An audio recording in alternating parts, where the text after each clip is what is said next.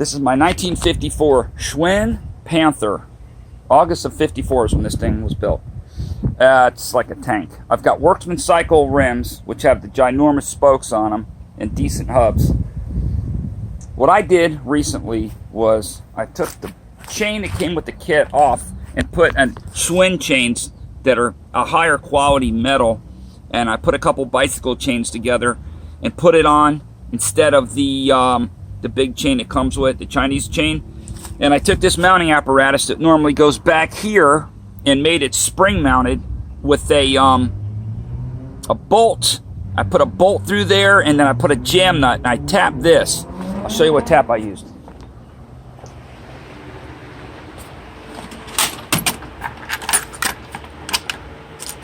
I use this tap right here, in case anybody's wondering what size it is. 8mm tap. So I drilled it out and I tapped it. So reason for that is to put a jam nut on this side, and I use a hardened bolt. I put a jam nut against this side so it's almost all the way tight, and I put a jam nut against it so this will pivot, and then I put a spring on the opposing side of this with a bicycle chain and an Allen wrench up here just for the time being. Now I'm just using crap I got laying around, so it's kind of a rig, yeah, but then again, so's the motor.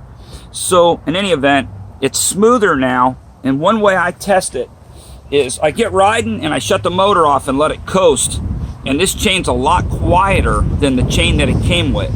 It rides a sprocket even. The only thing I had to do was modify the countershaft sprocket. I took it off and I filed it so it was a little bit thinner, because this won't fit the bicycle chain where the rear sprocket will fit it.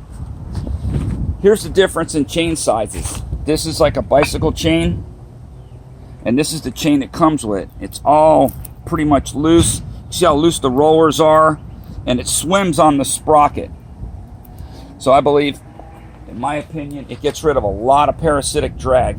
Then I take a Sharpie pen to true the sprocket, take the chain off with the cap off. I hold it almost against the sprocket. I spin the wheel, and when the sprocket is out of alignment, it'll touch, it'll leave a line maybe 3 or 4 inches or 2 inches where the sprocket's out of alignment, and then you tighten the bolts where the black line is. Wipe the line off with brake cleaner and try it again a few times until it's pretty much straight, and you'll get your sprocket really true.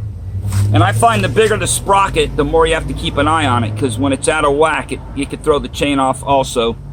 That's that. Thanks for watching.